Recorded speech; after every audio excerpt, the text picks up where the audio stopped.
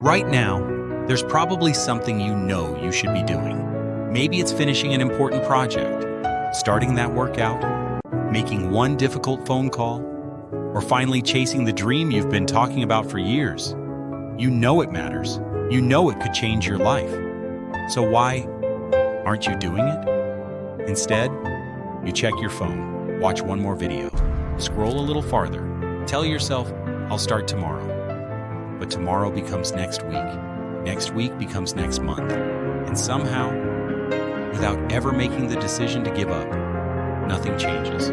Most people call this laziness. Science says something very different. What if the greatest obstacle standing between you and the life you want isn't a lack of motivation, but the way your brain has been working all along? Welcome to Wonder Thread Labs, where curiosity meets science, psychology, and the extraordinary. Today we're following another thread hidden inside every human mind. Why do we procrastinate?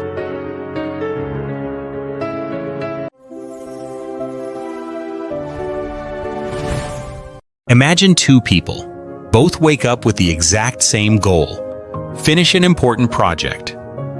One sits down and begins almost immediately. The other checks a few messages, makes another cup of coffee, organizes the desk, replies to an email that isn't urgent, promises to start in just 5 more minutes. Hours pass. The project never moves forward. From the outside, it looks like laziness, but appearances can be misleading.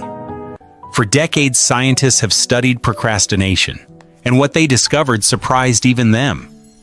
People who procrastinate often care deeply about the things they're avoiding. Sometimes, they care so much that the fear of doing the task imperfectly becomes stronger than the desire to begin. In other words, procrastination isn't simply avoiding work.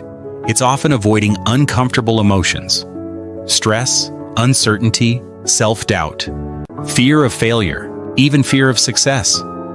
Your brain isn't asking, is this task important? It's asking something much simpler. How does this task make me feel right now? If the answer is uncomfortable, your brain immediately starts looking for something that feels better. A quick scroll, a short video, a snack, a conversation, anything that offers immediate relief. Not because you're weak, not because you're lazy, but because your brain has evolved to reduce discomfort long before it learned to pursue long-term goals. And that tiny decision, repeated over days, months, or even years, can quietly shape the direction of an entire life. The real question isn't why we delay our work. The real question is, why does our brain believe delaying feels safer than beginning? The thread is leading me right to it.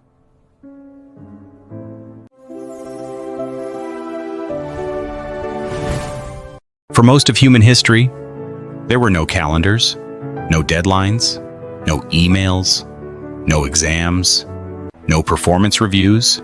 For nearly 300,000 years, our ancestors faced a very different world. Every day, their brains answered only a few essential questions. Is there food? Am I safe? Should I fight, run, or hide? Survival always came first. The human brain became incredibly efficient at solving immediate problems. A rustling sound in the bushes, a dangerous predator, a sudden storm, a chance to find food before someone else did. Every decision had an immediate reward or an immediate consequence. But writing a report, studying for an exam, saving money for retirement, building a business, or learning a new skill, these are completely different kinds of challenges. Their rewards are invisible, distant, sometimes months or even years away. And here's where the conflict begins. Your modern world asks your brain to work for rewards that don't exist yet, but your ancient brain still prefers rewards it can experience right now. A delicious snack, a funny video, a notification, a message, a moment of comfort. Your brain isn't making a moral decision. It's making an evolutionary one. Every time your attention shifts towards something immediately rewarding, your brain releases tiny bursts of dopamine. Not because scrolling is meaningful, but because your brain believes something interesting might happen next. Thousands of years ago, that curiosity helped humans survive. Today, the same mechanism can quietly pull us away from the work that matters most. The problem isn't technology. The problem isn't social media.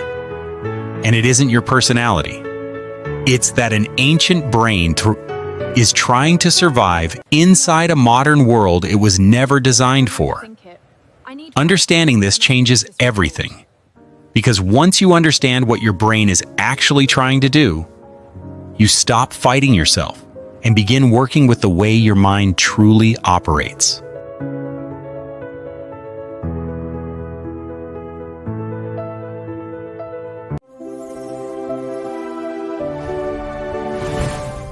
You've probably said it before. I'll do it tomorrow. It sounds reasonable.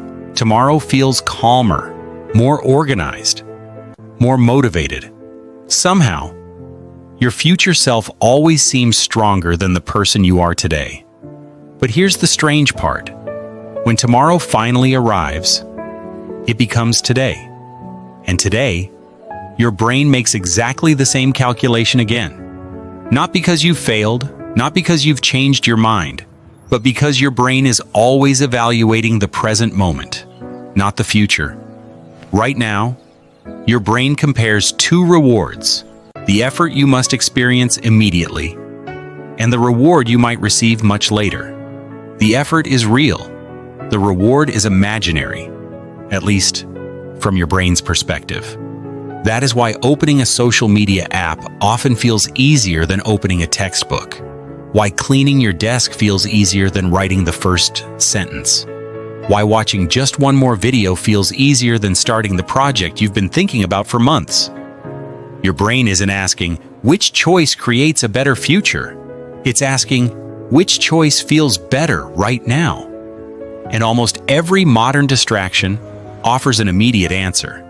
That's why procrastination is not really a problem of time. It's a problem of perception. The future cannot compete because your brain cannot experience it yet. It only experiences this moment, understanding that change is something important. You stop waiting to become a different person tomorrow because the version of you that will finally feel perfectly motivated never actually arrives.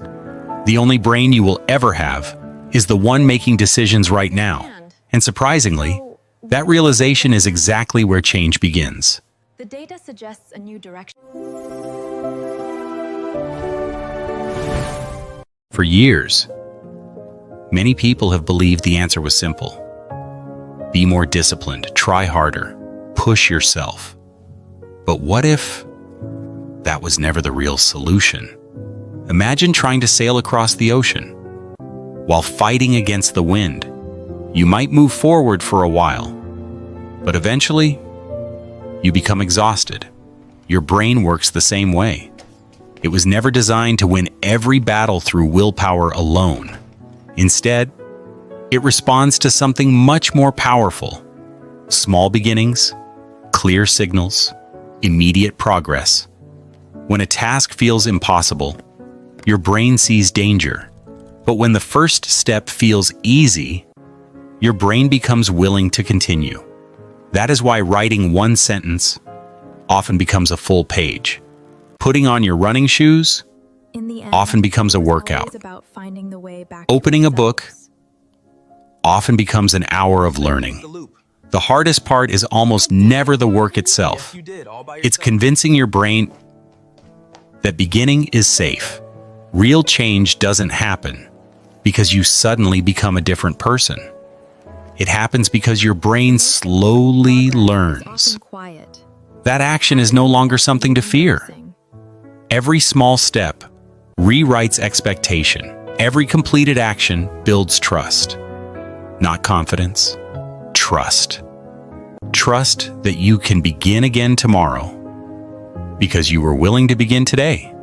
The goal was never to defeat your brain. The goal was to understand it. And once you do, everything begins to change.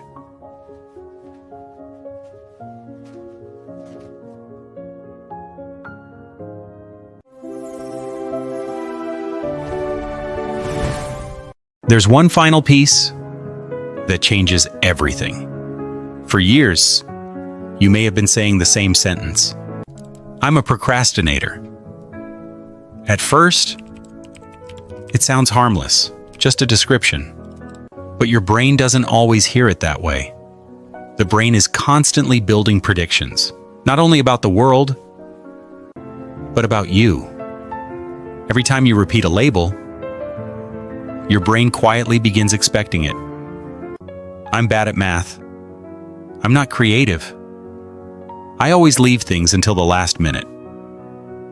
Little by little, those words stop becoming opinions. They become identity. And once something feels like part of your identity, your brain stops questioning it. It simply tries to stay consistent, not because it's true, but because consistency feels safe. That means every small action does more than finish a task. It updates the story your brain believes about who you are. You don't become productive because you feel motivated. You become motivated because your brain starts collecting evidence that you're someone who takes action. One small beginning becomes a new prediction, then another, and another, until one day, without realizing it, the person you thought you were no longer exists.